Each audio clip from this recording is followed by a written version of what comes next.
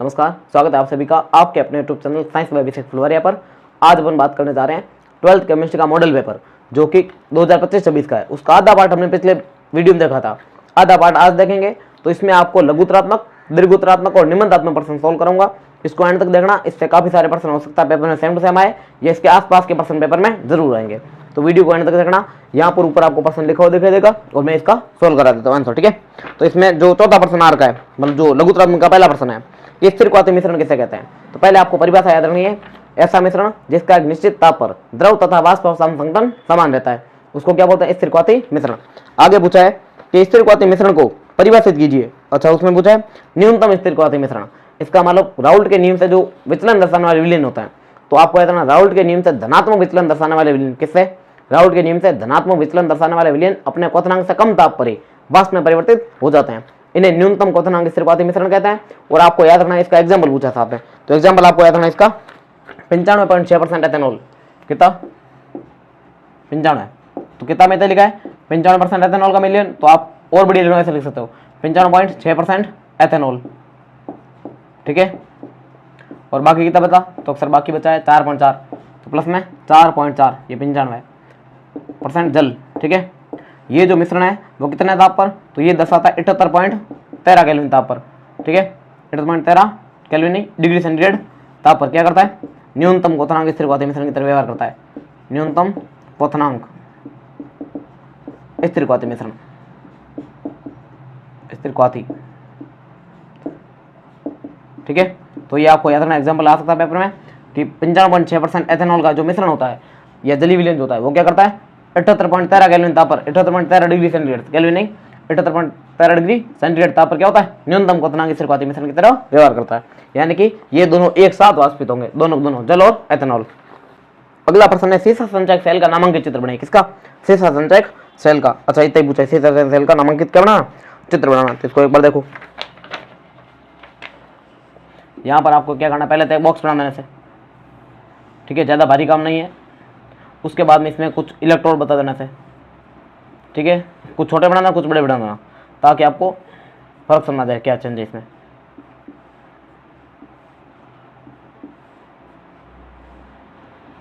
अपनी मर्जी से बना देना, कोई गिनेगा नहीं कितने बनाए हैं, ठीक है। अब इनको जो बड़े वाले बनाए उन सबको एक स्थान पर लाकर जोड़ दो। ये मान लो इस जगह जोड़ दिया, तो ये जो बिंदु वो क्या बन जाएगा, एनोड, ठीक है। और छोटे वाले जो बनाए, ये कोई जरूर नहीं छोटा एनोड का बड़ा कैथोड, ऐसा कुछ नहीं है, कहीं पे भी अपनी मर्जी के अनुसार बना सकते हो।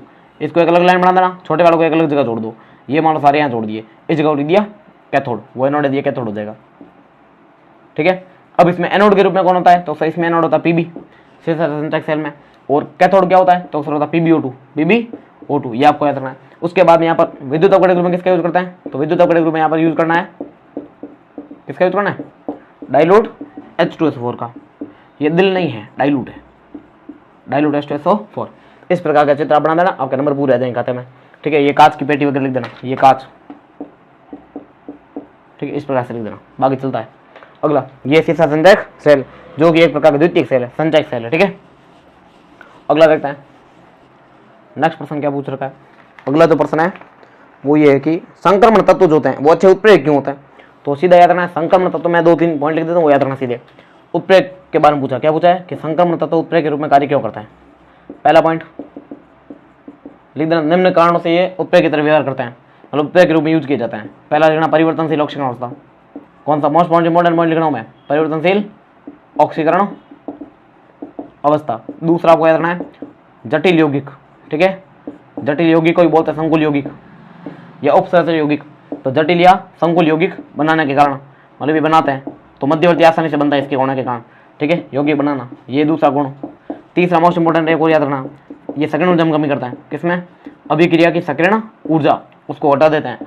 तो उत्प्रेरक जो होते हैं वो सक्रियण ऊर्जा में कमी करते हैं, अतः डी ब्लॉक के जो तत्व होते हैं वो क्या करते हैं, संक्रमण तत्व इन तीनों गुणों के कारण उत्प्रेरक के रूप में प्रयोग किए जाते हैं, ठीक है, मोस्ट इंपोर्टेंट पॉइंट है। उसके अलावा एक और आपको 2-3 याद रखना, एक तो वाकर प्रक्रम। वाकर प्रक्रम कौन सा उत्प्रेरक होता है, तो अक्सर PDCl2, ठीक है। एक अपने याद रखना कौन सा, संस्पर्श प्रक्रम, संस्पर्श या संपर्क जो लिखा मिले, इसमें याद रखना V2O5, ठीक है। और एक अमोनिया निर्माण की हेबर विधि, कौन सी, NaCl निर्माण वाली अभिक्रिया, हेबर विधि जो लिखा मिले, अबड़ मत लिखना, अमोनिया निर्माण की हेबर विधि, उसमें क्या होता है FeMO। ये 3-4 उत्प्रेरक याद रखना आपको, मोस्ट इंपोर्टेंट है सारे। ठीक है, ये रट लेना।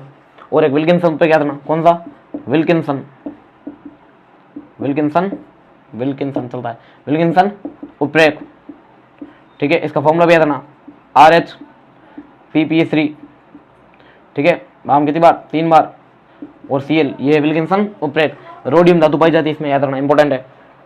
अगला पॉइंट देखते हैं नेक्स्ट, ये उत्प्रेरक के रूप में प्रयोग किए जाने के कारण है किसके, संक्रमण तत्वों के। अगला और कुछ अन्य पॉइंट आप लिखना, छोटे आकार, उच्च आवेश घनत्व, रिक्त डी कक्षकों की उपस्थिति, ऐसे कारण भी लिख सकते हो, ठीक है।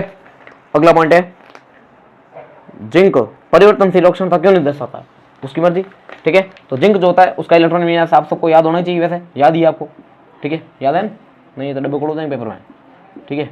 क्रिस का गाना याद है, क्रिस का सुनेगा, क्रिस का 3D10, ओहो, और 4s2, ठीक है, ये इसका इलेक्ट्रॉन विन्यास है। और Zn2 जो बनता है, Zn2+, तो क्या हो जाता है, Ar का Ar, रहमान घर पर है, 3D का 10 का 10, 4s हो जाएगा 0। इसका मतलब इसमें दोनों में खाली 2+ अक्षमता दर्शाई जाती है, और कोई दर्शाता नहीं। उसका रीजन याद रखना, क्योंकि ये 2 इलेक्ट्रॉन त्याग कर पूर्ण भरा स्थायी इलेक्ट्रॉन विन्यास प्राप्त कर लेता। कौन सा, पूर्ण पूरित या पूर्ण भरा, जो भी लिखा है, पूर्ण पूरित स्थायी इलेक्ट्रॉन विन्यास, स्थायी इलेक्ट्रॉनिक विन्यास में से इलेक्ट्रॉनिक पूरा लिखना, हिंदी में इलेक्ट्रॉनिक विन्यास ग्रहण कर लेता है। इसी कारण ये जो है परिवर्तनशील अक्षमता दर्शाता नहीं है, क्योंकि स्थायी विन्यास को तोड़ने में अधिक ऊर्जा की आवश्यकता होती है। अतः ये बिगाड़ता नहीं है, जो सिस्टम बन रखा है उसी को संभाल रखता है कि स्थायी विन्यास मिल चुका है, अब 2 के अलावा कोई अक्षमता दर्शाती नहीं है, ठीक है, नहीं दर्शाया जाएगा ये। अगला नेक्स्ट पॉइंट देखते हैं, और कौन सा प्रश्न है। अगला प्रश्न है इसमें ये, हाँ अच्छा 7वां प्रश्न है, इसमें बढ़िया प्रश्न दे रखा है, मैं तीनों प्रश्न पहले लिखता हूँ, हम समझाता हूँ। पहला प्रश्न आपको ये दे रखा है, ठीक है, यहाँ पर दे रखा है बेंजीन। इस बेंजीन का क्या करना है, तो बेंजीन को पढ़ने दो।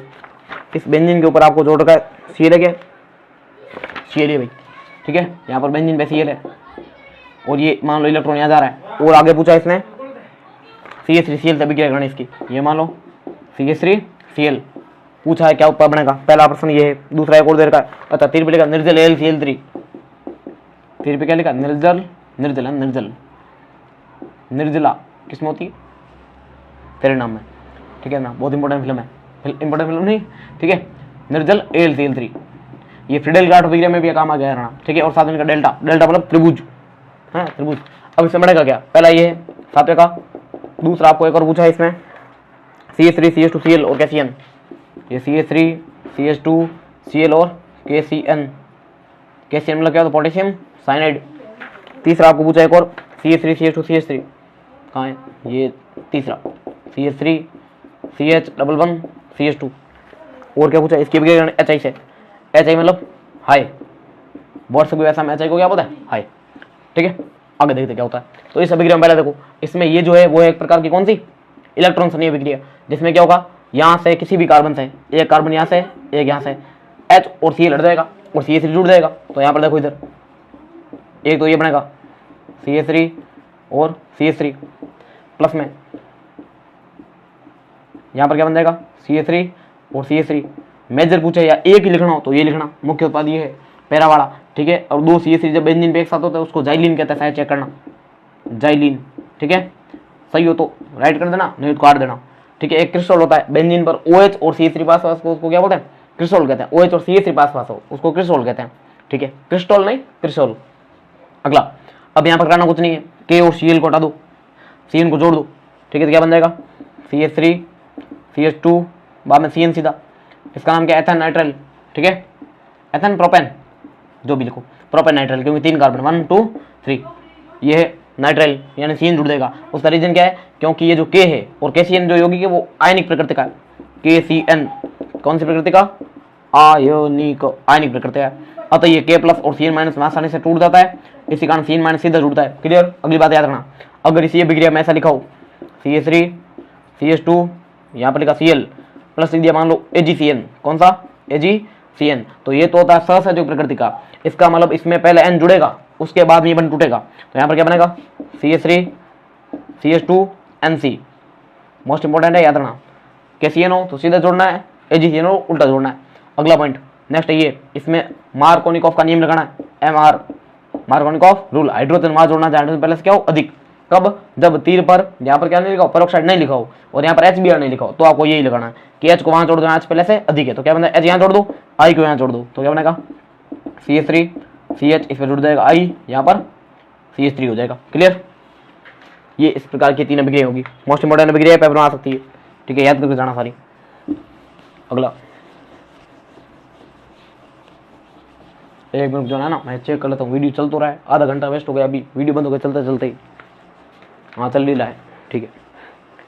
आगे देखो नेक्स्ट, अगला प्रश्न है, एल्किल जो होते हैं, एल्किल क्लोराइड की जलीय केओएच से अभिक्रिया द्वारा एल्कोहल बनता है, लेकिन एल्कोहलिक केओएच की उपस्थिति में मुख्य उत्पाद के रूप में एल्कीन बनती है। कारण स्पष्ट कीजिए और दोनों अभिक्रियाओं का समीकरण लिखिए। तो एक बार देखो इधर, एल्किल क्लोराइड, मैं ऐसा मान लो तो ये मान लो कोई एल्किल क्लोराइड है गरीब, ठीक है, ये है एल्किल क्लोराइड। इसकी अभिक्रिया आपको 2 कंडीशन में करानी है, या फिर मैं बड़ा एल्किल क्लोराइड लेता हूँ कंपनी का, जैसे मान लो RCH2 कोई भी एल्किल यूज कर सकते हैं, अभिक्रिया के अनुसार मैं ये यूज कर रहा हूँ, ठीक है, अपने जैसे वो यूज करो। यहाँ पर लिखा जलीय KOH, जलीय KOH मतलब क्या होता है, पोटेशियम हाइड्रोक्साइड, तो उसमें कंडीशन अलग है, ठीक है।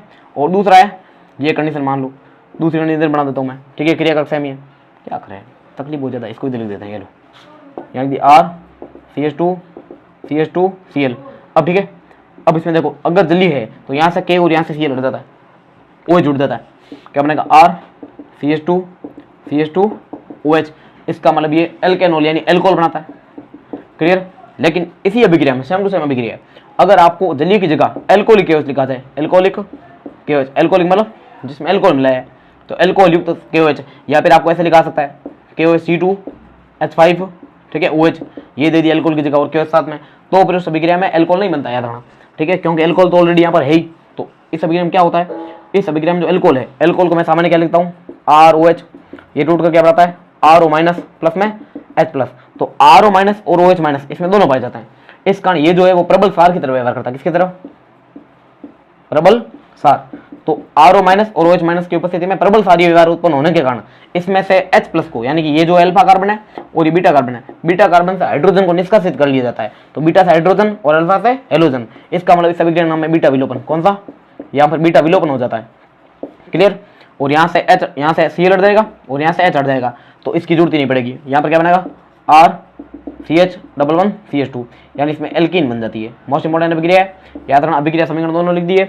आपको याद रखना है, कारण पूछे तो लिख देना कि इसमें जो होता है वो OH माइनस होता है, तो OH माइनस जो होता है वो प्रबल नाभिक स्नेही की तरह व्यवहार करता है। किसके तरह, प्रबल नाभिक स्नेही, नाभिक स्नेही की तरह व्यवहार करता है। इसके कारण एक नाभिक स्नेही हटता है, दूसरा नाभिक स्नेही OH माइनस आकर जुड़ जाता है। इसका मतलब इसमें क्या होता है, नाभिक स्नेही प्रतिस्थापन होता है। लेकिन अगर यहाँ पर एल्कोहल साथ में हो तो एल्कोहलिक में उपस्थित होने के कारण एल्कोक्साइड आयन और हाइड्रोक्साइड आयन दोनों मिलकर प्रबल सारी व्यवहार दर्शाते हैं। कौन सा, प्रबल नहीं, प्रबल, अच्छा गणित कमजोर मेरी, प्रबल सारी व्यवहार दर्शाते हैं। इसके कारण यहाँ से H+ को निष्कासित कर लिया जाता है, कौन से, बीटा कार्बन से, अतः यहाँ पर बनेगा क्या, एल्कीन बनती है। क्लियर? अगला देखते हैं,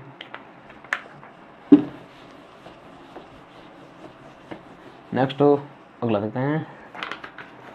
अगला प्रश्न पूछ रखा है कि, अच्छा इसमें इतना पूछा, अभिक्रिया संबंध ठीक हो गया। अगला आइसोब्यूटिल एल्कोहल का नाम बताइए, 10वां प्रश्न है। आइसोब्यूटिल एल्कोहल का क्या बताइए, संरचना सूत्र बनेंगे। ओहो, संरचना बनानी है किसकी, आइसोब्यूटिल एल्कोहल। जब भी नाम आए पहले ऐसे लिख देना, आइसोब्यूटिल, ये आइसोब्यूटिल एल्कोहल। 100% आईपीसी नाम आ सकता है इसका, मोस्ट इंपोर्टेंट है, सेम टू सेम हो सकता है। ब्यूटिल मतलब 4 कार्बन, CH3, आइसो मतलब दूसरे कार्बन पे CH3 लगाना है, यहाँ पर लगाना है CH2, हो गया आइसोब्यूटिल। इसको क्या बोलते हैं, आइसोब्यूटिल। पीछे क्या लगाना, एल्कोहल, तो लगा दो OH, पहला क्लियर, ठीक है। 10वां का दूसरा देखते हैं। 10वां का दूसरा है एक ये क्या, नहीं, फिनोल की अनुनादी संरचना, अणु की दादी नहीं, अनुनादी संरचना बना 10वीं की, ठीक है। फिनोल में बहुत ईजी है, देखो इधर दिमाग से लगाना हो जाएगा, बनाना सीखना है तो भी कोई भारी काम नहीं है। यहाँ पे क्या लगाना है, OH, यहाँ पर होती है LP, ये LP यहाँ आएगी, इस बंद के इलेक्ट्रॉन यहाँ आ जाएंगे, ये जो डबल बंद है उसके इलेक्ट्रॉन यहाँ आ जाएंगे, तो बताओ क्या बनेगा। तो सर कुछ ऐसा बनना चाहिए, इन दो में कोई चेंज नहीं है, तो सेम टू सेम लगा दो। उसके बाद यहाँ से इलेक्ट्रॉन जैसे यहाँ आएंगे, यहाँ पर एक LP और एक माइनस लगाना, क्यों, जैसे ही कोई परमाणु इलेक्ट्रॉन ग्रहण करता है, क्योंकि इस बंद में एक इलेक्ट्रॉन इसका, एक इलेक्ट्रॉन इसका था, दोनों के एक एक इलेक्ट्रॉन थे। अब इसने दोनों इलेक्ट्रॉन ले लिए, इस पर क्या देगा, माइनस, और यहाँ पर प्लस आता, लेकिन यहाँ से ऑक्सीजन इलेक्ट्रॉन दे दिए, इसलिए एक तरफ से इलेक्ट्रॉन गए, एक तरफ से इलेक्ट्रॉन आए, तो बराबर, ना घाटा ना फायदा, ऑक्सीजन का घाटा हो गया, तो इस पर प्लस लगा दो क्योंकि इलेक्ट्रॉन गए, ठीक है। अगली बार इस बंद के इलेक्ट्रॉन यहाँ आ जाएंगे, तो ये बंद इलेक्ट्रॉन यहाँ चले जाएंगे। ठीक है, थोड़ा समझ आ रहा होगा आपको धीरे धीरे।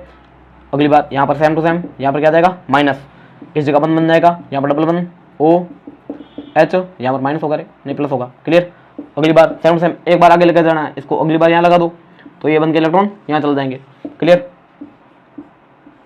अगली बार ये बन के इलेक्ट्रॉन यहाँ पर, तो यहाँ पर माइनस आ जाएगा, इस जगह बंद बन जाएगा, यहाँ पर बंद हो जाएगा, यहाँ पर डबल बंद वही ऑक्सीजन और यहाँ पर प्लस। लास्ट कंडीशन में इस बंद के इलेक्ट्रॉन यहाँ आ जाएंगे और ये ऑक्सीजन अपने इलेक्ट्रॉन वापस ले लेगा कि मैंने इलेक्ट्रॉन वापस ले दो, मेरे को भूख लगी है। ठीक है, मोटू के पेट में भूख पड़ी है। अगली बार यहाँ पर OH हो जाएगा और 2 LP आ जाएगी। पहली और लास्ट संरचना हमेशा सेम टू सेम होगी, बस क्या चेंज होगा, बंद का क्रम चेंज होगा। जहाँ पर इसमें डबल बंद था वहाँ पर इसमें नहीं होगा, और जहाँ पर इसमें नहीं था वहाँ पर इसमें होगा। ये फिनॉल की बुनियादी संरचना। क्लियर। नेक्स्ट पॉइंट देखते हैं।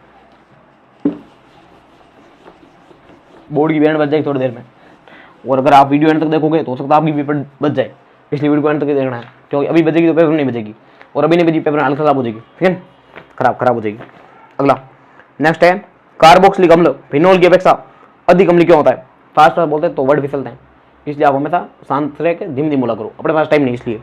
तो कार्बोक्सिलिक अम्ल फिनॉल की अपेक्षा अधिक अम्लीय क्यों होते हैं। देखो इधर एक है कार्बोक्सिलिक अम्ल, ये RCOOH, इसको बोलते हैं कार्बोक्सिलिक। कौन सा, ये कार्बो आधा क कार्बोक्सिलिक अम्ल। तो ऐसे क्यों बोल रहे हो, गणित कमजोर मेरी। एक होता फिनॉल, फिनॉल मतलब बेंजीन पे OH, बेंजीन पे OH हो तो उसको फिनॉल कहते हैं। ठीक है, अब आपको पूछा अधिक अम्लीय कौन है और क्यों है। ठीक है, तो आपको सीधा बात याद रखना, अधिक अम्लीय कार्बोक्सिलिक अम्ल तो है, हाँ होता है ऐसा। इधर रीजन दो, इसका रीजन है, रीजन नहीं, RCOOH। अगर ये टूटेगा क्या बनेगा, RCOO पे क्या जाएगा माइनस। क्लियर। अब ये जो है वो क्या करता है, अनुनादी संरचना बनाता है। इस बंद के इलेक्ट्रॉन यहाँ जाएंगे तो इस बंद के इलेक्ट्रॉन यहाँ चल जाएंगे। क्लियर। तो ये संरचना द्वारा क्या बनाएगा, RC, इस O पे क्या जाएगी LP और माइनस, यहाँ पर बन जाएगा डबल बंद, और यहाँ पर ऐसा हो जाएगा। ये है इसकी अनुनादी संरचना। इस आयन को बोलते हैं कार्बोक्सिलेट। कौन सी लेट, ये कार्बोक्सिलेट। क्लियर। अब कार्बोक्सिलेट आयन में आप देखोगे तो माइनस जो है वो ऑक्सीजन से कहाँ जा रहा है, ऑक्सीजन पे जा रहा है। और अभी आपको फिनॉल की वाली याद हो, पहले पता तो मैं बना मिटाता ही नहीं, कुछ नहीं मिटा दी। अब उसमें आपको फिनॉल वाली यहाँ पर थोड़ी थोड़ी दिख रही है। यहाँ पर देखो, यहाँ पर क्या था, LP थी, ऑक्सीजन था। क्लियर। और यहाँ पर H था। अगली बार यहाँ पर ऑक्सीजन पे क्या कहता प्लस। तो आपको याद रखना कि फिनॉल की अनुनादी संरचना में एक बार बना देता हूँ, एक बनाऊंगा बाकी नहीं बनाऊंगा, ध्यान रखना। ठीक है, यहाँ पर क्या होगा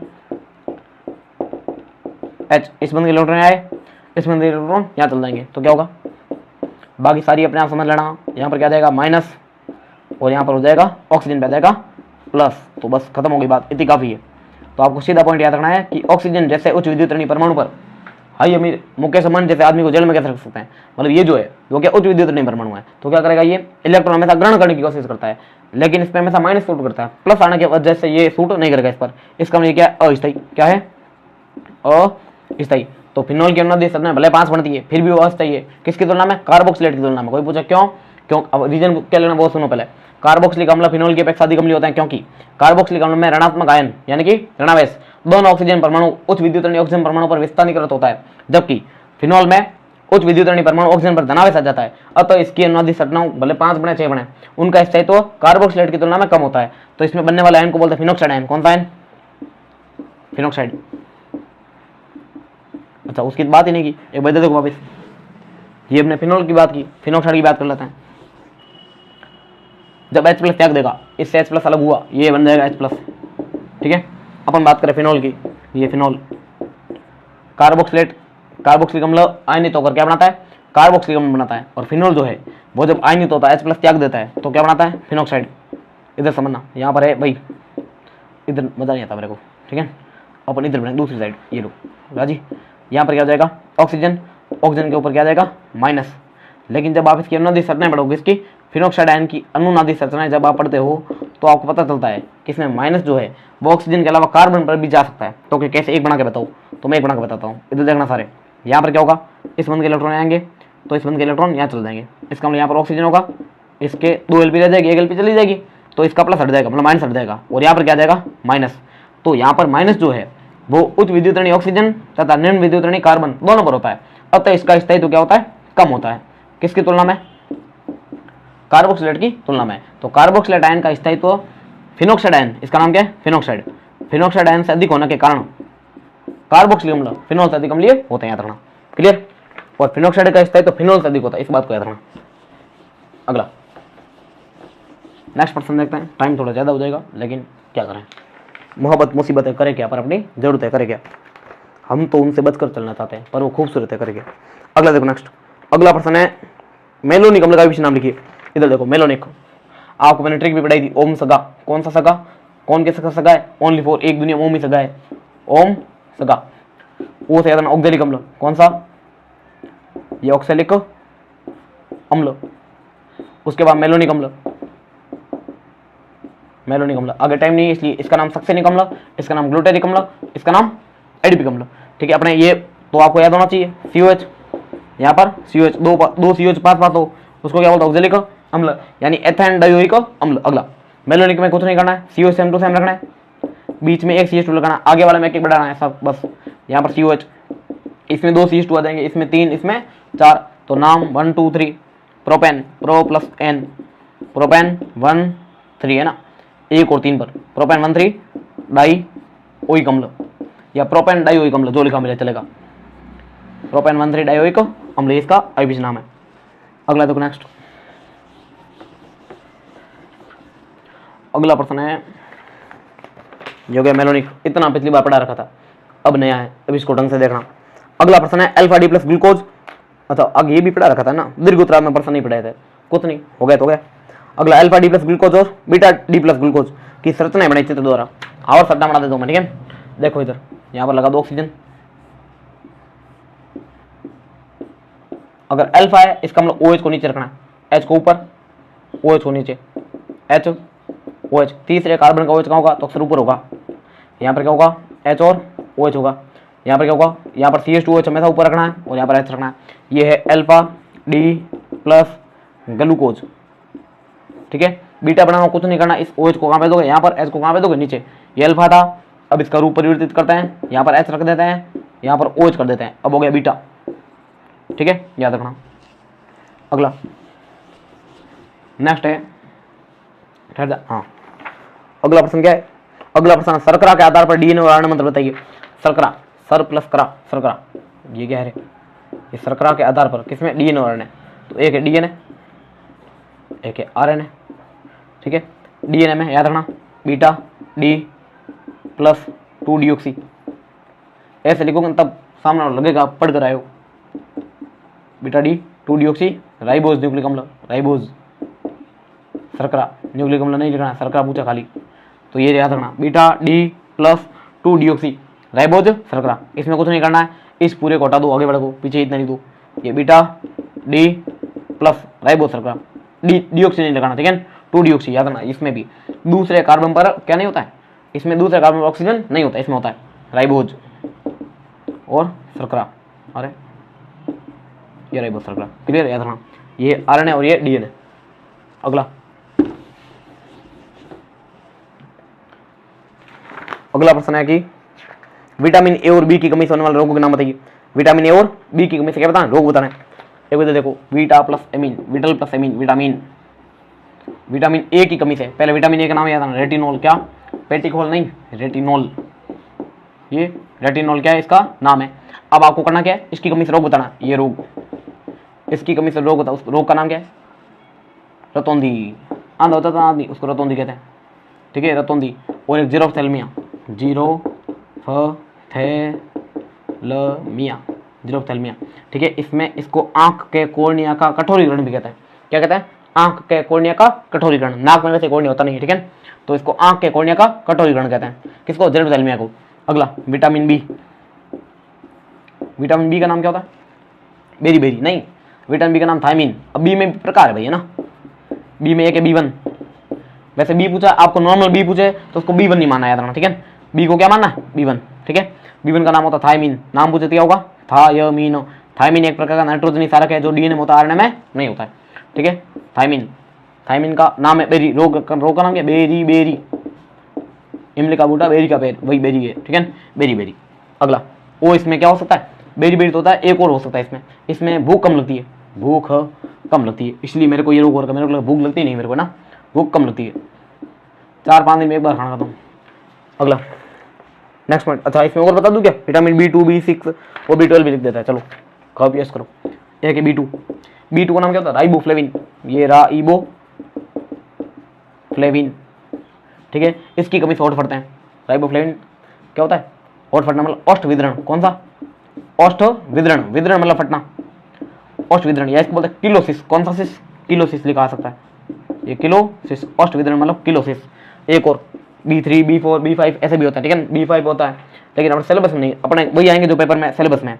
B6 का नाम होता है पेरिडोक्सिन या पायरिडोक्सिन। पायरिडोक्सिन या पेरिडोक्सिन एक ही है, पेरिडोक्सिन, ठीक है। इसकी कमी से क्या होता है? तो इसकी कमी से मकोड़े नहीं, मरोड़े पड़ती, मरोड़े पड़ना या मरोड़े आना, ठीक है। अगला B12, मोस्ट इंपोर्टेंट, सबसे इंपोर्टेंट यही है, B12 छपेगा। इसका नाम, अरे ना नाम लिखा ना, तो ठीक है, मैंने नाम लिखा नहीं है।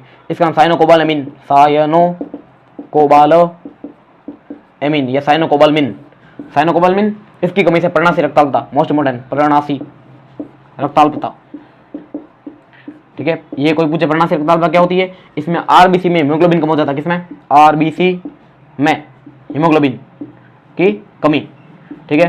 किसके कारण होती है? विटामिन B12 के कारण। अब बाकी कुछ और भी है, विटामिन सी भी है। विटामिन सी का नाम क्या होता है? एस्कॉर्बिक अम्ल, कमी से पूछे स्कर्वी। विटामिन डी का नाम कैल्सिफेरॉल, कमी से रिकेट्स। और विटामिन ई का नाम क्या होता है? टोकोफेरॉल, ठीक है। टोकोफेरॉल की कमी से एक तो होता बांझ बना जाता है, याद रखना। कौन सा? बांझ बन। और आरबीसी का बुरबुरापन, ऐसा भी प्रश्न आता है, ये रट लेना भाई। अगला देखते हैं नेक्स्ट। कोई सबसे कुरकुरापन नहीं होता, नहीं कुरकुरापन नहीं होता, बुरबुरापन होता है, ठीक है। अगला नेक्स्ट है गैल्वेनिक सेल का नामांकित चित्र बनाएंगे। चित्र आप किताब से देख लेना ना, ये भला काम रहेगा, क्यों? चित्र बनाने में टाइम वेस्ट होगा पूरा। करना कुछ नहीं है, एक बार फ्री बता देता हूँ। एक बिक्री इधर लगाना, एक इधर लगाना, एक उल्टा युवा करके लेना, लवण सेतु नाम की, उस युवा करके जोड़ देना। क्लियर? ये युवा, इस युवा करने का नाम क्या है? लवण सेतु, ठीक है। अब क्या करना? इसमें एक जिंक की शर्ट लगा देना, इसमें एक कॉपर की शर्ट लगा देना, यहाँ पर ZnSO4 लिख देना, ZnSO4 का दिलीविलियन एक्वस मीडियम, ठीक है। यहाँ पर CuSO4 का एक्वस मीडियम। क्लियर? अब आपको क्या करना है? ये हो गया, बस इसको इससे जोड़ देना। यहाँ पर लिख देना वोल्ट मीटर या V लिख देना, ठीक है। शॉर्ट बनाना होता है, वोल्ट में लिख देना। इधर लिख देना मान 1.1 वोल्ट, ये लो राजी, ठीक है। 1.1 वोल्ट लिख देना। इसका विभव कितना होता है? सेल विभव 1.1 वोल्ट होता है। किसका? गैल्वेनिक सेल का। ये लवण सेतु है। यहाँ पर कौन है? ZnSO4 हो गया। ये कौन है? एनोड, ANOD, ये जिंक है, ठीक है। ये कैथोड यानी Cu क्या होता है? कैथोड होता है, ठीक है। गणित कमजोर मेरी, इसलिए स्पेलिंग आप खुद को समझनी है। कैथोड है, एनोड है, ठीक है। और क्या बाकी रहा? और कुछ बाकी नहीं। इधर इलेक्ट्रॉन जाएंगे, ठीक है। तो धारा इधर जाएगी। धारा की प्रवाह, इलेक्ट्रॉन की प्रवाह कैसे होती है? विपरीत दिशा में। ऐसा चित्र आप गरीब चित्र बनाओ तो अपने में रह जाएंगे। इसको लवण सेतु, साल्ट ब्रिज, लवण सेतु। अगला देख लिया, इसको ऐसा बनाना। आपको ज्यादा टाइम वेस्ट करना नहीं चित्र वगैरह बनाने में, वरना पेपर छूट जाएगा। और पेपर का एक ही नियम है, एक भी पर्सन छोड़कर नहीं आना है। पेपर पर्सन छोड़े नहीं, नंबर गए नहीं, छोड़ना एक भी नहीं है। चित्र जैसा बने वैसा बनाना, फास्ट से फास्ट काम करना, क्योंकि पेपर बहुत बड़ा है, लेंथी पेपर ज्यादा है। पेपर आता टफ नहीं है, पेपर बहुत बड़ा आता है, इसलिए वो नहीं पता है। तो इसको बात को ढंग से दिमाग में रखना। अगला, कुछ गरीब लोग पर्सन छोड़ देते हैं, कैसे कैसे लोग रहते हैं। अगला नेक्स्ट, अच्छा इसी में एक और पर्सन दे रखा है, Zn2+। अच्छा इधर समझो, ये Zn+2Ag+, सामने क्या लिखा रहे? ये एक्वस वगैरह लिखे, मैं लिख नहीं रहा हूँ, ठीक है। धातु जहां पर भी हो प्योर, उसके क्वेश्चन में एक्वस लिखना होता है। और आयन लिखा देगा उसके साथ, मतलब धातु प्योर हो तो उसके क्वेश्चन सॉलिड लिखना है। बाकी जो आयन दिखाई दे उसके क्वेश्चन में एक्वस लिखना है, ठीक है। अब बनेगा क्या? Zn2+ एक्वस, ठीक है। प्लस में क्या बनेगा? 2Ag लिख देना। इस प्रकार की अभिक्रिया आपको दे रखी है। अब आपको बोला इसके क्वेश्चन लिख देना सॉलिड, ठीक है। आप पूछा गया है कि इसमें कौन सा इलेक्ट्रॉन ऋणात्मक आवेशित है। देखो इधर पहले आपको एनोड कौन है, कैथोड कौन है? जिसका ऑक्सीकरण होता है, आवेश बढ़ता है 0 से +2, वो होगा ऑक्सीकरण। क्या होगा? ऑक्सीडेशन, मतलब ऑक्सीकरण। आवेश में कमी, +1 से 0 क्या हुआ? अपचयन, अपचयन को बोलते रिडक्शन, ठीक है। तो अब याद रखना, जिसका ऑक्सीकरण होगा वो ऋणात्मक इलेक्ट्रोड होगा। इसका ये क्या होगा? ऋणात्मक, ठीक है। ऋणात्मक इलेक्ट्रोड कोई पूछे, इलेक्ट्रोड कौन होगा? जिंक होगा। और धनात्मक पूछे तो होगा कैथोड। कैथोड कौन होगा? धनात्मक, कहाँ है? होंगे, ठीक है। वो कौन होगा? कैथोड। कैथोड कौन है? Ag, ठीक है। याद रखना, जिंक क्या होगा? ऋणात्मक इलेक्ट्रोड। और धनात्मक कौन होगा? Ag। अब आपको और पूछा है, इसमें पूछा एनोड तथा कैथोड, कहाँ गई? घूम गई। अच्छा इसमें सेल में विद्युत धारावाहक कौन है? तो आपको याद रखना, अगर सेल के अंदर पूछे, ठीक है, आंतरिक धारावाहक मतलब धारा को ले जाने वाला, आंतरिक धारावाहक, आंतरिक धारावाहक अगर पूछे तो याद रखना आयन होंगे। कौन होंगे?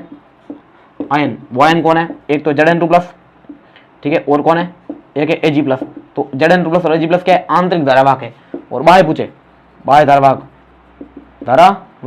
तो लिख देना इलेक्ट्रॉन, कौन इलेक्ट्रॉन, और कुछ नहीं पता था इलेक्ट्रॉन लिख देना, बस खत्म बात। धारावाहक कौन होता है, इलेक्ट्रॉन। और इसमें क्या पूछा है, कहाँ गए रे, इसमें पूछा है प्रत्येक इलेक्ट्रोड होने वाले बिजली को, प्रत्येक इलेक्ट्रोड पर, अब एक बताना जिंक पर, एक कैथोड पर होगी बिजली, क्या करना है, दो टुकड़े करने खाली किस्तों में। देखो इधर एक पूछा एनोड पर, एक पूछा कैथोड पर। पहले बात करते हैं एनोड की। एनोड पर अभिक्रिया कैसे होगी, एनोड कौन है, जिंक, तो क्या करना है, जिंक किसमें मिल रहा है, Zn2 प्लस, इतना ही तो काम करना है, क्या करना है, ये सॉलिड और यहाँ लिख देना एक्वस, ये एनोड की अभिक्रिया। कैथोड की पूछे, कहाँ गए रे, बिना पूछे कैथोड, बिना पूछे कहीं नहीं जाना है ना, ठीक है, ये डफो ढकना है, ठीक है। कैथोड पर अभिक्रिया कैसे लिखोगे, ये Ag2 ए लिख दो, 2 Ag प्लस। पहला मतलब आपको इतना ही चेक करना है, जिसका ऑक्सीकरण हो वो एनोड है, जिसका रिडक्शन यानी अपचयन वो क्या हो, कैथोड हो, कैथोड होगी। अगला इसका क्या करना है, अच्छा इसमें वो अभिक्रिया लिखनी है। और बढ़िया करना हो तो ये 2 प्लस कैसे बढ़ेगा, तो अक्सर 2 इलेक्ट्रॉन जाएगा, क्लियर।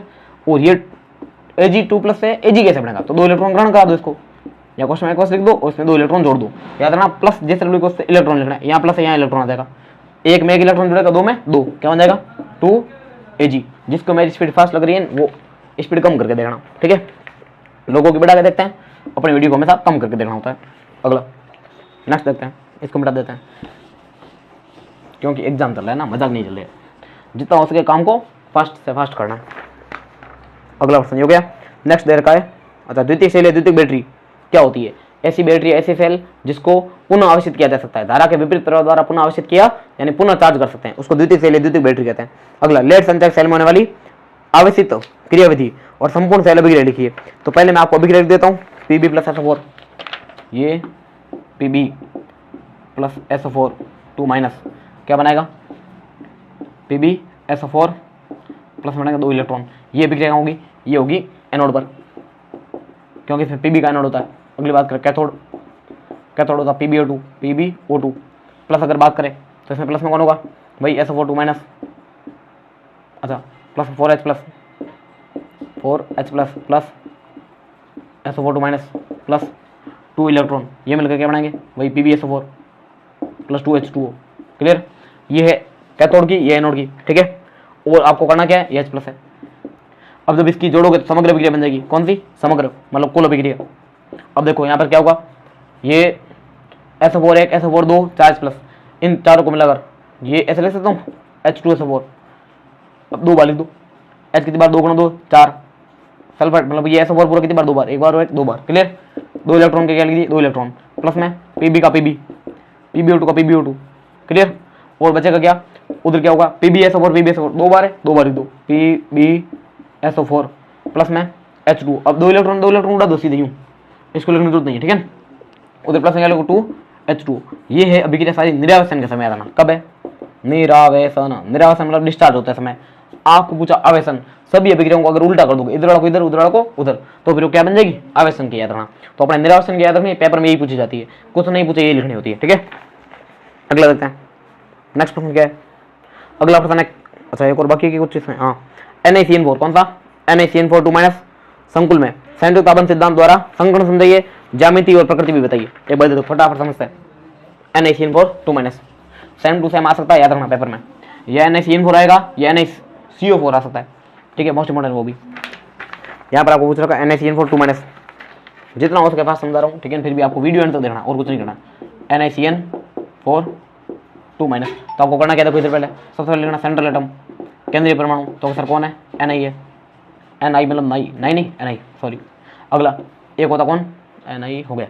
अगला oxidation of central atom, oxidation state of central atom मतलब केंद्रीय परमाणु की ऑक्सीकरण अवस्था कितनी है, तो सर Ni2 प्लस है, मतलब ऑक्सीकरण अवस्था कितनी है, प्लस की 2 है। तो उसका इलेक्ट्रॉन विन्यास लिख दूँ, मैं यही लिख देता हूँ इलेक्ट्रॉन विन्यास यहाँ पर सामने, क्या लिखोगे, ऑर्गन 3D8 4s0। तो कैसा आया, ये निकल कहाँ फंसा था, तो सर हाँ निकला था 28 पर, 28 में से 2 गए, पीछे 8 रह जाएंगे, ठीक है। तो 28 में 2 8 रह जाएंगे क्या, ये यहाँ पर 1 मिनट दो, सही 28 आता है, निकल कॉपर जिंक 28 29 30, हाँ सही 28 पे आता है। ये 28 पे कौन आता है, निकल आता है, क्लियर। आपको करना क्या, इसका इलेक्ट्रॉन विन्यास लिखना है, ये 18 और यहाँ पर कितने लिखते हैं 2, 18 और 2 20, 20 और 8 28 प्लस 2 का मतलब 2 यहाँ से हटा दो, सही है। अब क्या करना है इसका, यहाँ पर 0 है, अब आपको लेना है Ni2+ के कक्षक, ठीक है।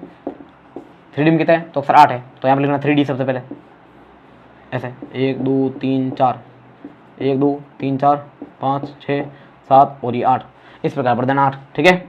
उसके बाद क्या करना है, यहाँ पर 4S, ये 4S 0 3D में 8, उसके बाद है कौन है यहाँ पर 4P, ठीक है। इस प्रकार कक्षक होंगे।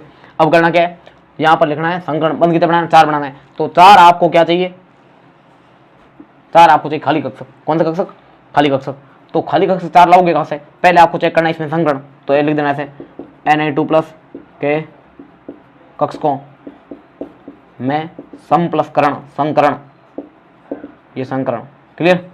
अब संकरण जब होगा तो क्या होगा, अब ये जो प्रबल लिगेंड है इसके कारण ये इलेक्ट्रॉन यहाँ आ जाएगा, जमा हो जाएगा। इसका कक्ष कैसे हो जाएगा इसका, देखना इधर 1 2 3 4 5 6 7 और 8, ठीक है। उसके बाद में यहाँ पर एक, ये क्या हुआ, डी है ना, तो सही है, मैंने सोचा ये D2 कहाँ से आ गया, ठीक है। अगला अब क्या करना है, यहाँ पर 4 खाली कक्षक लेना है, कितने, क्योंकि बंद 4 बनाना है। तो S का कितना आएगा, तो सर S का 1 आएगा, ठीक है। उसके बाद सॉरी D का कितना आएगा, ये D है, उसके बाद S का DSP के 2 ले लो, कुल 4 कक्षक लेंगे। इसका संकरण होगा DSP2, कैसा होगा DSP2 संकरण, क्लियर, याद रखना मोस्ट इंपोर्टेंट है। DSP2 संकरण इसका बनेगा। और आकृति कैसी होगी, आकृति बांध देंगे, पहले 4 बना दो, ये 4 कक्षक हो जाएंगे 1 2 3, ठीक है, 2 4 6 और 8। अब ये इलेक्ट्रॉन भर कौन रहा है, तो 4 खाली कक्षक लिए थे, ये इलेक्ट्रॉन लिगेंड भरेगा। लिगेंड कौन है, CN CN CN CN और CN, ये लिगेंड इस प्रकार से इलेक्ट्रॉन भर देगा, ठीक है। 14 पे लगा देना इस प्रकार से।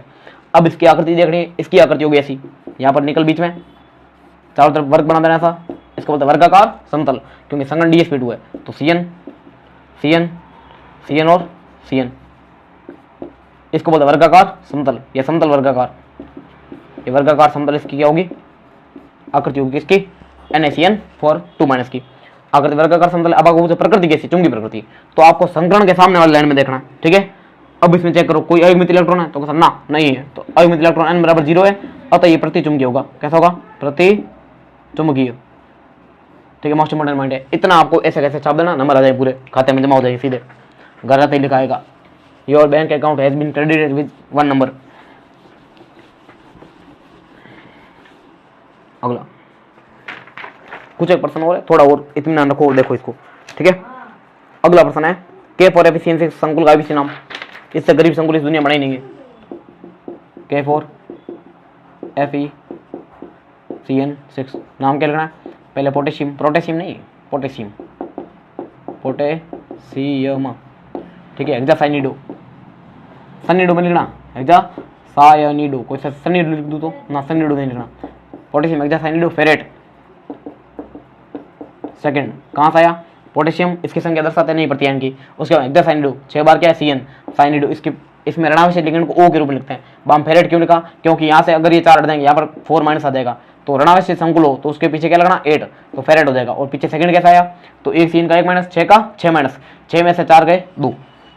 अगला देखते हैं, नेक्स्ट प्रश्न क्या पूछा है। अगला प्रश्न है होमोलेप्टिक और हेटेरोलेप्टिक, ऐसे संकुल जिसमें सभी लिगेंड समान होते हैं। इधर देख लो, ये जो लिखा वो होमोलेप्टिक ही है। ऐसे संकुल जिनमें सभी लिगेंड समान होते हैं, जैसे ये लिखा, ये FeCN6 K4, ये कौन सा है, तो अक्सर ये होमोलेप्टिक है, होमोलेप्टिक।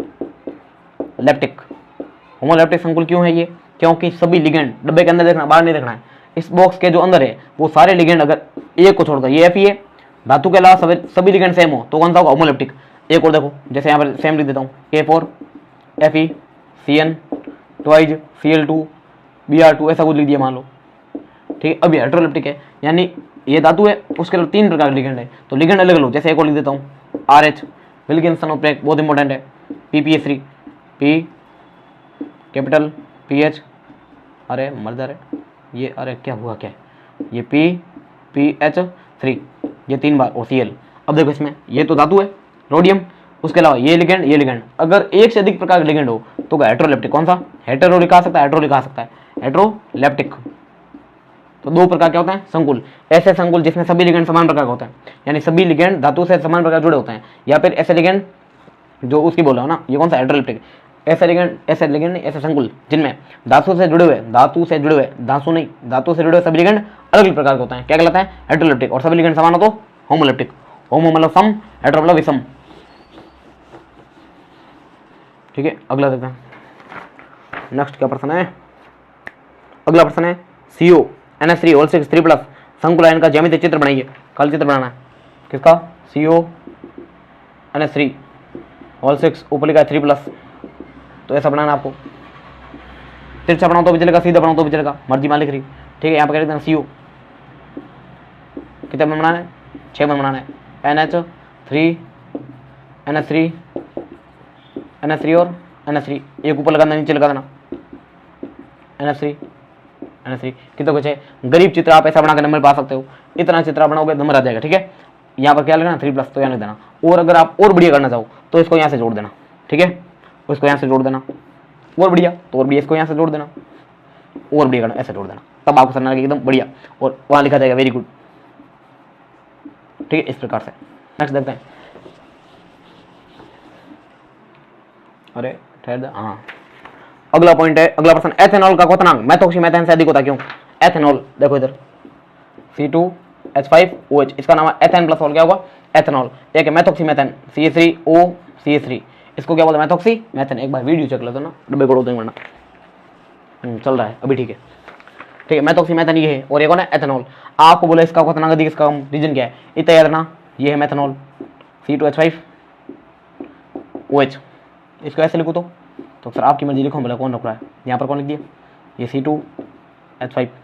ठीक है, O फिर से H फिर से C2H5। चेक करो ये मेथेनॉल एथेनॉल है क्या? तो हाँ एथेनॉल है। ये कौन है? ये भी एथेनॉल है। ऐसे आगे जुड़ता रहेगा। इसको बोलते हैं अंतराण्विक। कौन सा?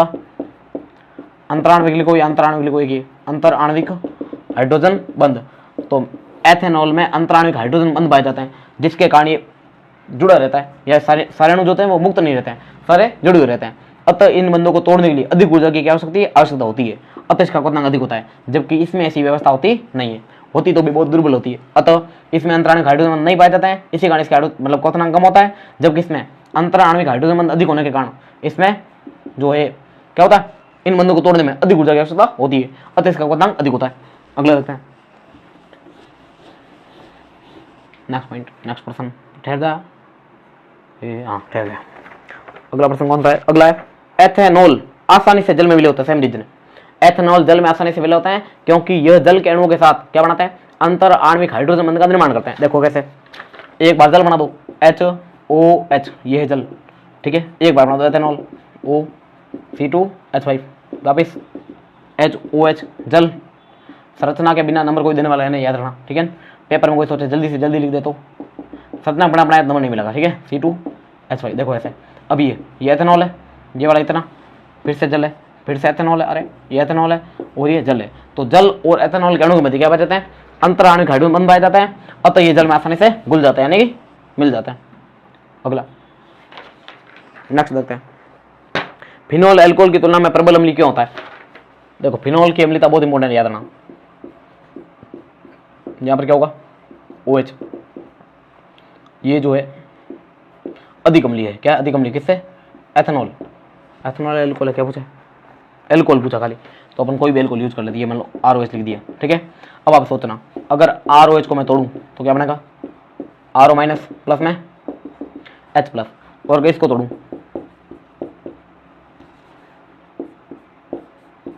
ये फिनोल, तो अगर ये बंद के इलेक्ट्रॉन ले लेगा, इसमें भी ऐसे लिख देना ROH, इस बंद के इलेक्ट्रॉन ये ले लेगा तो R पर माइनस आएगा। ठीक है, OH पे प्लस आ जाएगा। इसमें सेम टू सेम है,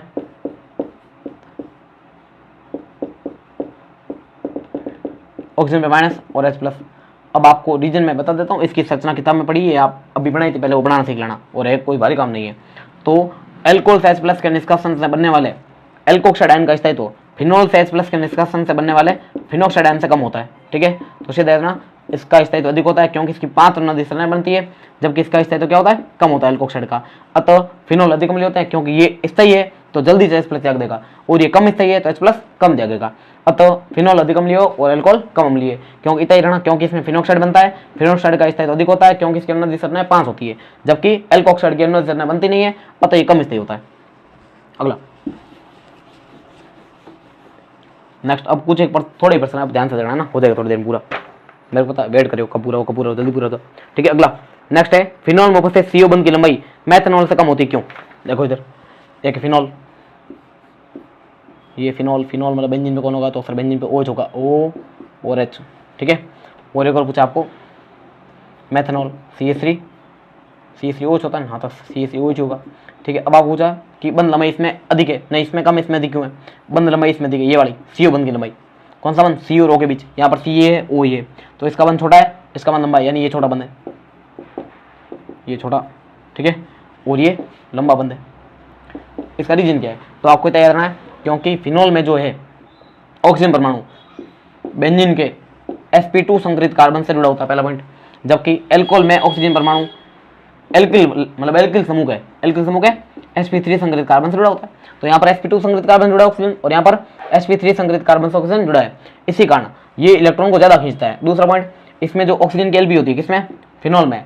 फिनॉल में ऑक्सीजन की एलपी मतलब एकाकी इलेक्ट्रॉन युग्म, एकाकी इलेक्ट्रॉन युग्म, तो इलेक्ट्रॉन युग्म किसमें जाते हैं? बेंजीन के साथ अनुनाद में भाग लेने के कारण इसमें लगभग CO जो बंध होता है, CO, उसमें लगभग द्विबंध के गुण आ जाते हैं, आंशिक द्विबंध के लक्षण आ जाते हैं।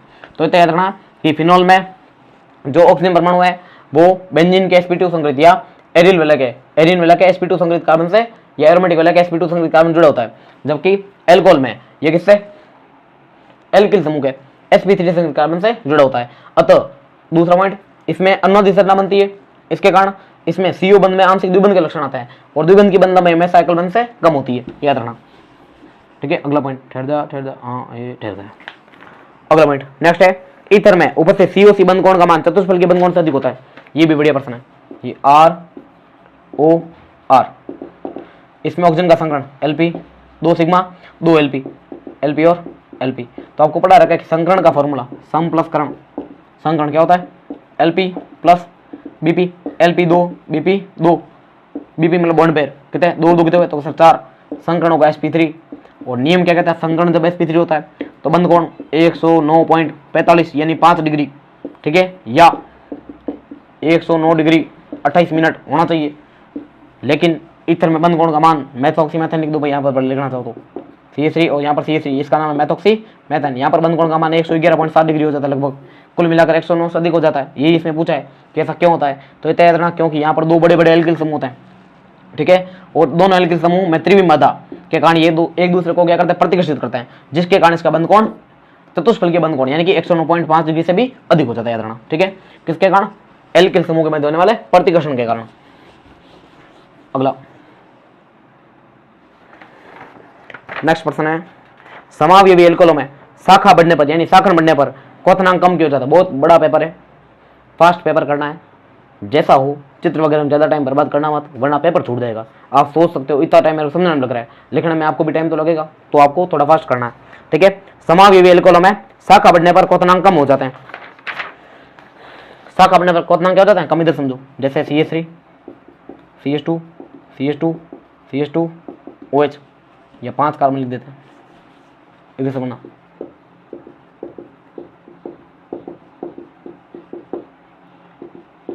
ठीक है, इसका नाम है पेंटेनॉल। अगली बार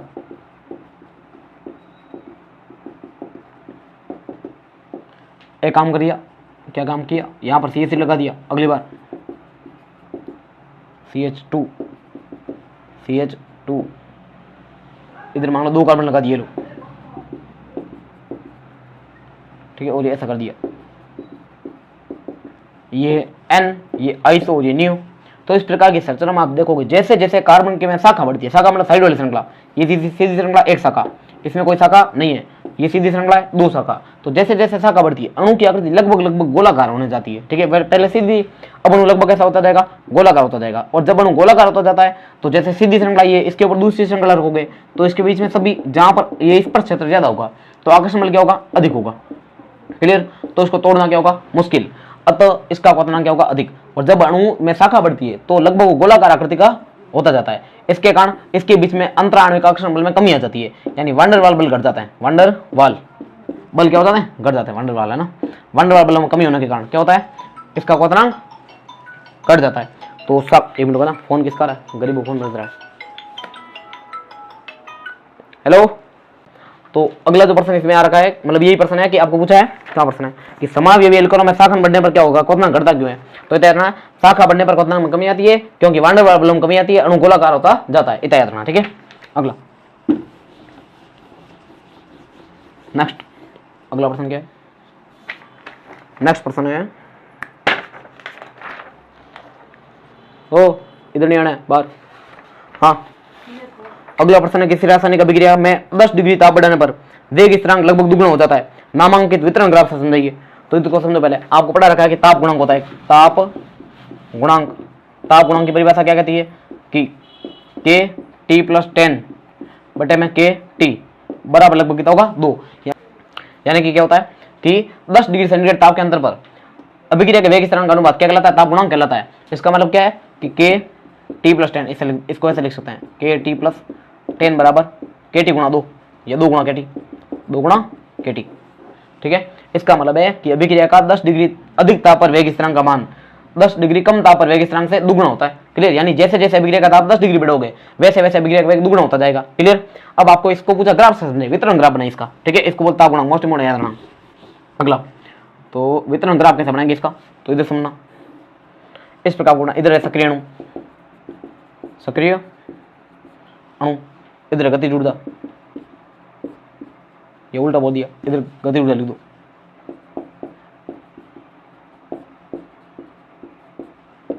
इधर सक्रिय अणु लिख दो, या अभिक्रिया का अंश लिख सकते, जो भी लिखा मिला, ठीक है। इसको छोड़ो, यहाँ लिख दो अभिक्रिया की प्रगति, ये लो अभिक्रिया की प्रगति। तो यहाँ पर जो ग्राफ होगा वो पहले मान लो ये इस प्रकार का ग्राफ है, ठीक है। अब जैसे आप 10 डिग्री ताप बढ़ोगे, ये 10 डिग्री कम ताप पर है, जैसे आप 10 डिग्री ताप बढ़ोगे अभिक्रिया का ग्राफ इस प्रकार हो जाएगा। तो यहाँ पर आप देखोगे कि ये इतना क्षेत्रफल एक्स्ट्रा आएगा लगभग, यहाँ पर मान लो एक लाइन खींच दी आपने, ये मान लो सक्रिय ऊर्जा है, ठीक है।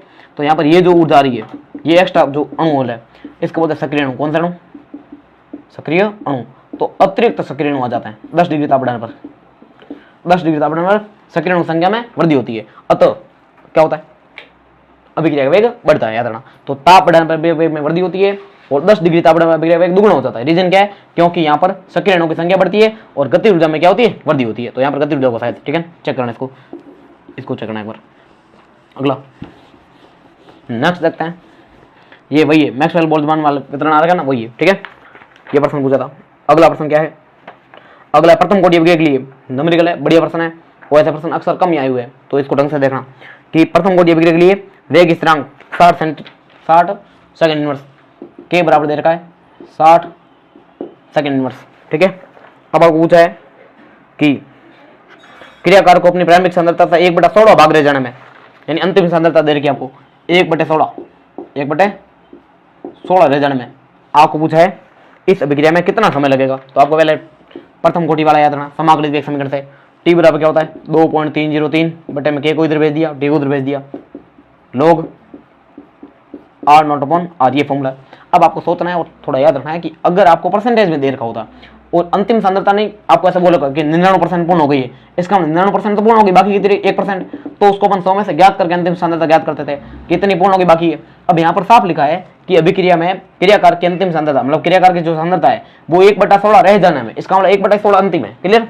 तो रह जाने में आपको टाइम ज्ञात करना, कितना टाइम लगेगा, और के का मान आपको दे रखा है। तो आपको इस प्रकार के प्रश्न में जब भी बटे में दे रखा हो तो क्रियाकारक को जो प्रारंभिक सांद्रता है r0 वो है 1 मानते हैं। कितना मानते हैं 1। तो इसको देखो कैसे, पहले लिख देना माना r0 मतलब क्रियाकार की प्रारंभिक सांद्रता, ब्रैकेट लिखना ऐसा, वो 1 है। कितनी है 1। तो आपको बोले r परसेंट के अनुसार 1/16 रह जाने में कितना होगा 1/16। अब इसको सोल्व करना सीखो। टी बराबर 2.303 का 2.303, के का मान कितना दे रखा है 60 सेकंड इनवर्स दे रखा है, ठीक है। बाद में लोग का लोग यहाँ पर दे रखा है, क्या दे रखा है r0 बना, r0 का मान नंबर कितना माना, ये 1 क्या लिखोगे 16 कहाँ चला जाएगा ऊपर, तो सीधा मैं क्या लिख देता हूँ log 16 आ जाएगा। अब log 16 इसको सोल्व करना खुद को आना चाहिए, इस प्रश्न में आपको कुछ नहीं दे रखा, log 2 का मान log 4 का मान दिए नहीं है, वैसे आप खुद को सोचना है कि 16 को मैं क्या लिख सकता हूँ, 16 लिख सकता हूँ 2 की पावर 4, और आपको पढ़ा रखा है कि log 2 की पावर 4 बराबर क्या होता है, 4 गुणा log 2। ऐसे आपको सरसोमी का वगैरह थोड़ी यूज करनी पड़ेगी। तो 100 की जगह क्या लिखूंगा, 4 की पावर 2 भी लिख सकते थे, लेकिन लिखना क्या है 2 की पावर 4, ताकि जल्दी हो जाए। 4 कहाँ जाएगा आगे, तो t बराबर 2.30 3/60 गुणा में 4 कहाँ जाएगा आगे, पीछे क्या रह जाएगा log 2। log 2 का मान आपको रटा होना चाहिए, log 2 बराबर 0.3010। इसका मान देता हूँ, मीटर मीटर लिख रहा हूँ, आप अपने पेपर में बढ़िया लिखना। यहाँ पे आएगा 0.3010। अब आपको ऑप्शन के अनुसार देखना है, यहाँ पर 60 है, यहाँ पर 30 है, कर सकता है तो इस 10 को गोली मारूँ, लेकिन जरूरत नहीं है। अब आप सोचो पॉइंट हटाओगे मैडम क्या आ जाएगा, तो 100 आ जाएगा। 30 का 60 में भाग 2 बार, 2 का 4 में भाग 2 बार। अब यहाँ पर 2 का इससे गुणा कर दो, 100 का भाग लगा दो, तो 2 का गुणा करो पड़ता है। टी बराबर 2 का गुणा करो, 3 का 6 हो जाएगा, इस 2 का 0 हो जाएगा, 3 का वापस 6 हो जाएगा, 2 का 4 हो जाएगा, 4 पॉइंट कितना 606 आ जाएगा। बटन क्या आ जाएगा 100 का 2 पॉइंट और इधर ले जाओ, कितना जाएगा 0.04 बाद में 1 हो, ठीक है 606 लगभग ऐसा आंसर आ जाएगा। ठीक है, अब ये मैंने पॉइंट 10 हटाया तो आंसर लगभग नहीं होगा, मतलब इससे थोड़ा और ज्यादा हो सकता है, तो अपने इतना लिखो तो भी चलेगा, आपका पूरा आंसर कोई नहीं चेक करेगा। ये राइट आंसर है 0.400 मतलब 0.0460 या आगे जो भी लिखो, ठीक है ये आंसर है इसका 0.046 लिख देना। ये इस प्रकार से आपको सोल्व करना, ठीक है। तो जब भी बट्टे में आपको आर दे रखा हो, यानी कितना रह जाने में कितना समय लगेगा, 1/13 रह जाने में 1/32 रह जाने में कितना होगा, तो आपको प्रारंभिक सांद्रता को 1 मानना है, अंतिम सांद्रता वही जो दे रखी है और सोल्व करना, ये सीधा ऊपर चला जाएगा। ठीक है, और परसेंटेज वाला आपको पहले बढ़ा रखा है।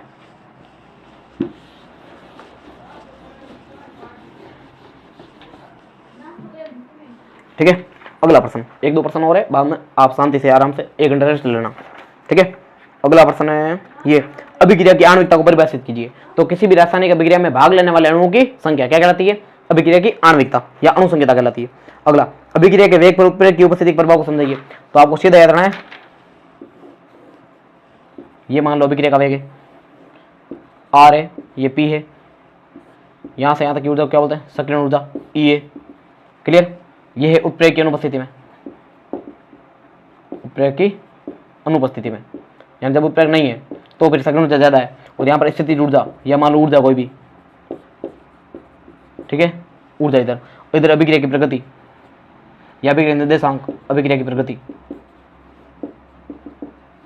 ठीक है, तो इस अभिक्रिया में आप देखोगे कि जैसे जैसे आप उत्प्रेरक मिलाओगे, तो मान लो आपने उत्प्रेरक मिलाया, ये ऐसा हो जाएगा, क्रियाकारक सेम रहेगा, उत्पाद सेम रहेगा, RR PP। ठीक है, लेकिन ये जो अभी सक्रियण ऊर्जा है नहीं, वो पहले तो नाम क्या हो जाएगी, इसको E डैश लिख देता हूँ, तो E डैश का मान E से क्या होगा कम, तो उत्प्रेरक मिलाने पर अभिक्रिया की सक्रियण ऊर्जा में क्या जाती है, कमी आ जाती है, अतः उत्पाद आसानी से बनता है और अभिक्रिया का वेग बढ़ जाता है, याद रखना।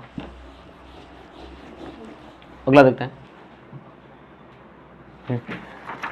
नेक्स्ट प्रश्न है, एक और न्यूमेरिकल है, 300 केल्विन ताप पर, ये केल्विन वाला ताप तो फर्जी है, प्रश्न नहीं आएगा, इसका मतलब कोई लेना देना नहीं है। ठीक है, 300 केल्विन ताप पर एक प्रथम कोटि अभिक्रिया, कौन सी कोटि, प्रथम कोटि अभिक्रिया में अभिकार की प्रारंभिक सांद्रता 1.0 से 1.0 × 10⁻², तो R0 का मान दे रखा सीधा, ये R0 मतलब प्रारंभिक सांद्रता 1.0 × 10⁻², पीछे क्या दे रखा है, मात्रक होता है मोल प्रति लीटर, सांद्रता मतलब मोलरता होता है ना, मोलरता के रूप में सांद्रता आती है ज्यादातर, तो यहाँ पर दे रखा है ये मोल प्रति लीटर, यहाँ पर खाली कैपिटल M भी लिखा सकता है कभी कभी, ठीक है दोनों चलते हैं। अगला, और R का मान आपको दे रखा है 0.5 × 10⁻² M। क्लियर, यानी ये दो आपको प्रारंभिक और अंतिम सांद्रता दे रखी है, इसमें लिखा है कि प्रारंभिक सांद्रता ये होती है, अतः इतनी थी जो 30 मिनट में घटकर 0.5 × 10⁻² मोल प्रति लीटर रह गई। इसका मतलब पहले इतनी थी अब इतनी हो गई, और T 30 मिनट है, कितना है आप चाहो सेकंड में चेंज कर सकते हो, लेकिन चेंज करने की जरूरत नहीं है, करोगे तो ज्यादा माथापच्ची होगी, भाग देना मुश्किल हो जाएगा, इसलिए अपने मिनट में रखना है, और चेंज करोगे तो और बढ़िया है। ठीक है, लेकिन टाइम इतना होता नहीं है, इसी में रखना। अगला, नेक्स्ट आपको पूछा है, तो 300 केल्विन ताप पर अभिक्रिया के वेग स्थिरांक की गणना कीजिए। log 2 का मान इसको प्रश्न में दे रखा है, चलो देखते हैं, जिसमें देना था उसमें दिया नहीं, इसमें दिया है log 2 बराबर 0.3010, ये प्रश्न दे रखा है। अब आपको k का मान ज्ञात करना है, तो प्रथम कोटि अभिक्रिया के समग्र वेग समीकरण से 2.303/t log R0/R, A0/A भी लिख सकते हैं, ठीक है चलता है, मान भर दो, k बराबर 2.303/t का मान कितना दिया, 30 मिनट का 30 रख दो। ठीक है, log R0/R, R0 का मान कितना है, तो सर 1.0 × 10⁻², बटे R का मान कितना है 0.5 × 10⁻²। क्लियर, अब करना क्या है, ये इसमें कितनी बार गया, पूरा कर देगा सेम 10 माइनस 2 0.5 और 1, 10 में 5 का भाग देना, पॉइंट से पॉइंट हट गया, मान लो 10 में 5 का भाग 2 बार, log 2 रह जाएगा, log 2 का मान दिया हुआ है के बराबर 2.303 बटे 30 गुणा कितना होगा 0.30, ये 10 वगैरह। ठीक है, अभी आपको क्या समझाया मैंने कि यहाँ पर 30 से 30 उड़ा सकते हैं, तो पीछे वाला 10 को लिखो नहीं लिखो कोई फर्क पड़ता नहीं है, 10 हटा दो, ये बटे में क्या जाएगा 100, 30 से 30 गया, 100 का भाग लगाना खाली, कितना हो जाएगा के बराबर 0.0203 या 231 के आसपास है, एग्जैक्ट आंसर होगा इसका। ठीक है, इधर ले जाना वापस 10 की माइनस 2 लिख सकते हो, तो के बराबर ये के बराबर 0.0 नहीं, इसको 2 पर लिख देना, 2.3 लगभग है ना, 2.3 गुणा 10 की माइनस का 2, मात्र क्या होता है के का, ये प्रथम कोटि है तो सेकंड इनवर्स होगा। क्लियर, ये इसका राइट आंसर है।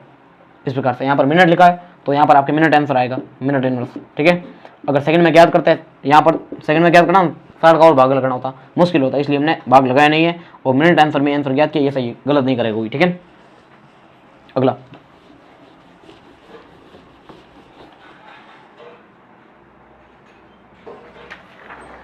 अब बहुत कम परसेंट। ठीक है, अब थोड़ा वो धैर्य बनाकर रखो, 2-4% में बाद में फ्री हो।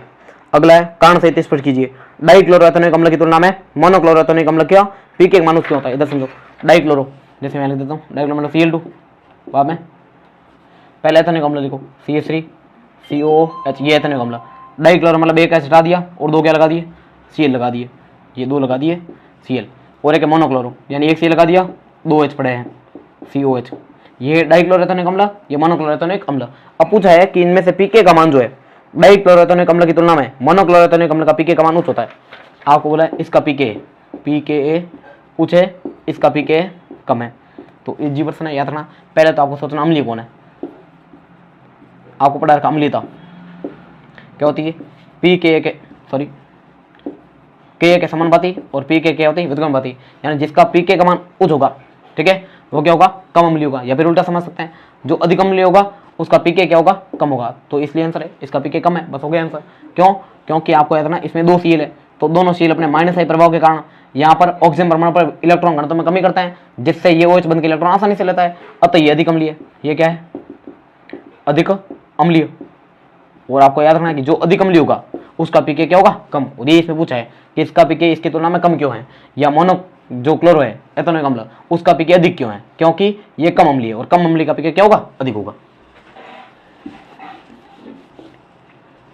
अगला देखते हैं, नेक्स्ट प्रश्न है कि कीटोन जो होता है एल्डिहाइड की तुलना में नाभिक स्नेही योगात्मक अभिक्रिया में कम क्रियाशील क्यों होता है। कीटोन CH3 या R लिख देता हूं मैं, यहां पर भी R, ठीक है, ये कीटोन है और ये एल्डिहाइड है। आपको बोला है कि नाभिक स्नेही योगात्मक है, ये कम क्रियाशील है और अधिक क्रियाशील है, क्यों, तो आपको याद रखना क्योंकि ये पहली बात नाभिक स्नेही योगात्मक दर्शाते क्यों है, क्योंकि यहाँ पर आता डेल प्लस, यहाँ पर आता डेल माइनस, ऑक्सीजन उच्च विद्युत नहीं होता है, इलेक्ट्रॉन खींचता है, इस कारण इस पर डेल माइनस आता है, और यहाँ पे क्या आता है डेल्टा प्लस, ये डेल प्लस आता है। ठीक है, अब यहाँ पर भी डेल प्लस डेल माइनस, नाभिक स्नेही योगात्मक मतलब ये कोई ना कोई माइनस वाला को खींचेगा। क्लियर, ज्यादा कौन खींच पाएगा, जिस पर धनावेश ज्यादा होगा जल्दी खींचेगा, जिस पर धनावेश कम होगा कम खींचेगा। इसका मतलब ये धनावेश मैटर करेगा कि ये कितनी ज्यादा अभिक्रिया कर पाएगा। तो यहाँ पर 2 इलेक्ट्रॉन त्यागने वाले समूह प्लस आई, तो कीटोन में मतलब कार्बोनिल कार्बन से 2 एल्किल समूह जुड़े होने के कारण ये दोनों अपने प्लस आई प्रभाव के कारण इस तरफ इलेक्ट्रॉन भेजते हैं, तो इसके प्लस में कमी आ जाती है, प्लस में क्या जाती है कमी, जबकि इसमें एल्किल एक ही होता है, अतः इसका प्लस क्या रहता है अधिक, अतः ये अधिक अभिक्रिया करता है और ये कम अभिक्रिया करता है। पहले बड़ा तो याद रखना कीटोनों की क्रियाशीलता कौन किसके प्रति, नाभिक स्नेही योगात्मक अभिक्रिया के प्रति कीटोनों की क्रियाशीलता एल्डिहाइड से कम होती है, क्योंकि इसमें जो कार्बोनिल कार्बन है वो क्या होता है कम विद्युत धनी होता है, याद रखना। ठीक है, अतः ये इलेक्ट्रॉनों को मतलब ये नाभिक स्नेही को कम आकर्षित कर पाता है, क्योंकि इसमें 2 क्या जोड़ते हैं, 2 इसमें एल्किल समूह होते हैं जो अपने प्लस आई प्रभाव के कारण इस पे इलेक्ट्रॉन घनत्व तो बढ़ा देते हैं। ठीक है, अगला नेक्स्ट पॉइंट देखते हैं। अगला एल्डोल संघनन को समझाइए, अब लास्ट 1% बस। ठीक है, एल्डोल संघनन को समझाइए। एल्डोल संघनन का मतलब होता है 2 समान प्रकार एल्डिहाइड, जैसे मान लो ये ले लिए CH3 CHO, 2 समान प्रकार के अल्फा हाइड्रोजन युक्त एल्डिहाइड, ये CHO इसके पास अल्फा बोलेंगे, 2 समान प्रकार के अल्फा हाइड्रोजन युक्त एल्डिहाइड तनु NaOH की उपस्थिति में डाइल्यूट NaOH की उपस्थिति में आपस में विक्रिया द्वारा क्या बनाता है अल्फा बीटा संतृप्त कार्बोनिल यौगिक का निर्माण करते हैं। इस अभिक्रिया को अपन एल्डोल संघनन कहते हैं। पहले एक स्टेप में अभिक्रिया होगी, देखो इधर यहाँ पर क्या होगा, CH3 CH, ये CH हो जाएगा, यहाँ पर ये OH में चेंज हो जाएगा, किसमें, OH में। यहाँ पर क्या हो जाएगा, CH2 CHO, ऐसा यौगिक बनेगा। इससे मैं समझाता हूँ कैसे बनेगा। अब यहाँ पर क्या होगा, यहाँ से H और यहाँ से O हट जाएगा और बनेगा क्या, ये CH3 CH double 1 CH2 CHO, ये है एल्डोल संघनन अभिक्रिया। अब ये हुई कैसे, थोड़ा एक बार इधर ध्यान देना, हो जाएगा CH3 CH डबल 1 2 प्लस में CH3 CHO, ऐसे लिख सकता हूँ मैं। तो ये दोनों सेम अलग अलग यौगिक है, दोनों अलग अलग ना, एक इधर लिख दिया, एक है CH3 CHO, ये भी CH3 CHO। अब हुआ क्या, वो समझो, इसको मैं ऐसे लिख सकता हूँ CH2 और H, तो आंसर लिखो पहले। अब आपको सोचना क्या है कि ये बंद के इलेक्ट्रॉन आ जाएंगे मान लो, क्लियर, और इस बंद के इलेक्ट्रॉन यहाँ चल जाएंगे, तो सोचो ये बनेगा नहीं बनेगा। देखो इस बंद के इलेक्ट्रॉन जैसे यहाँ गए, यहाँ पर क्या हो जाएगा OH, और यहाँ से बंद हट जाएगा, और ये बंद के इलेक्ट्रॉन यहाँ जाएंगे, मतलब ये दोनों आपस में जुड़ जाएंगे, तो ये यौगिक बनेगा। अगले स्टेप में यहाँ से H और यहाँ से OH हटाना, इतना ही काम है, इसको गर्म करोगे हो जाएगा। ये अभिक्रिया एल्डोल संघनन अभिक्रिया, जिसमें दो समान प्रकार के अल्फा या विपरीत अलग प्रकार के हो सकते हैं। दो समान या अलग प्रकार के क्या होता है, अल्फा हाइड्रोजन युक्त एल्डिहाइड या कीटोन क्या करते हैं, डाइल्यूट NaOH की उपस्थिति में, डाइल्यूट मतलब तनु सार की उपस्थिति में क्या करते हैं, अभिक्रिया द्वारा क्या करते हैं आपस में, मतलब आपस में अभिक्रिया द्वारा यौगिक बनाते हैं 1 2 3, या इसको लिख सकता हूं मैं, ये है अल्फा, ये बीटा और ये गामा। तो बीटा हाइड्रोक्सी कार्बन यौगिक बनाते हैं, ठीक है, जिसे गर्म करने पर अल्फा बीटा संतृप्त, ये अल्फा और ये बीटा, अल्फा बीटा संतृप्त कार्बन यौगिक का निर्माण होता है। इस अभिक्रिया को एल्डोल संघनन कहते हैं। अब यहाँ पर लिखा है इसका नाम 1 2 3 4, तो यहाँ पर नाम लिखना चाहो तो इसका नाम है ब्यूट, ठीक है, 2 इनएल लिख सकते हैं, ब्यूट 2 इनएल, क्योंकि 2 पे इन है और 1 पे एल है, तो ब्यूट 2 इनएल, यह है एल्डोल संघनन अभिक्रिया, ठीक है। अगला नेक्स्ट अभिक्रिया वापस यही पूछिए, एक अभिक्रिया 2 बार पूछ लिया, ठीक है। अगला प्रश्न पूछा है अथवा में, अथवा में 2 अभिक्रिया हैं, उनको वापस समझा देता हूँ, लास्ट अभिक्रिया, ठीक है। तो एक अभिक्रिया ये 2 CH3 CHO, clear, 2 CH3 CHO। अब यहाँ पर लिखा तनु NaOH, अभी जो समझा उसके हिसाब से बना रहा हूँ, ठीक है। जब इसमें अभिक्रिया होगी तो क्या बनेगा, पहले वाला सेम रहेगा, तो CH3 CH, O किसमें चयन करना है, तो सर OH में, उसके बाद इसमें से एक H कम करना है, तो यहाँ पे क्या हो जाएगा CH2 और यहाँ पर CHO का CHO सेम टू सेम, ठीक है। अब इसको क्या करना है, जब इसको गर्म करोगे तो H2 हट जाएगा, यहाँ से OH और यहाँ से H, क्या बन जाएगा CH3 CH double 1 CH2 CH2 नहीं, अच्छा यहाँ से H हट जाएगा, CH और यहाँ पर CHO, 1 2 3 4, इसका नाम लिखना है भाई ब्यूट 2 इनएल, ब्यूट 2 इन 1 एल या ब्यूट 2 इनएल, एक ही बात है, क्लियर। ये है कौन सी अभिक्रिया, ये एल्डोल संघनन अभिक्रिया। मैंने पहले सेकंड वाला समझा दिया, ठीक है, नहीं फर्स्ट वाला समझाया, चलेगा। अगला सेकंड देखते हैं, last person of this paper, ठीक है। लास्ट पर्सन है CH3 CONA, CH3 COO Na, 3 पे लिखा है NaOH प्लस CO, ये लिखा क्या, इसको बोलते हैं सोडा लाइम, क्या बोला है सोडा, और ये लाइम यानी चूना, सोडा लाइम। अब करना कुछ नहीं है, बस अभिक्रिया खत्म, इतनी अभिक्रिया ऐसे ऐसे जी पर्सन भी पेपर में आता है।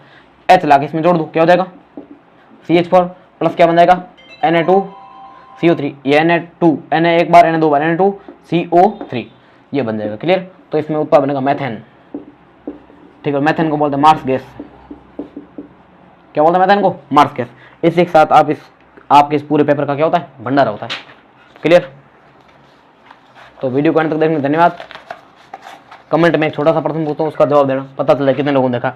आप बताना गाड़ियों के रेडिएटर में किसका प्रयोग होता है, ठीक है, गाड़ियों के रेडिएटर में किसका प्रयोग किया जाता है और कितने % होता है, वो भी कमेंट करना। धन्यवाद वीडियो को अंत तक देखने के लिए, wish you all the best, बढ़िया पेपर देना, धन्यवाद। किरिश का सुनने का गाना, किरिश का सुना, किरिश का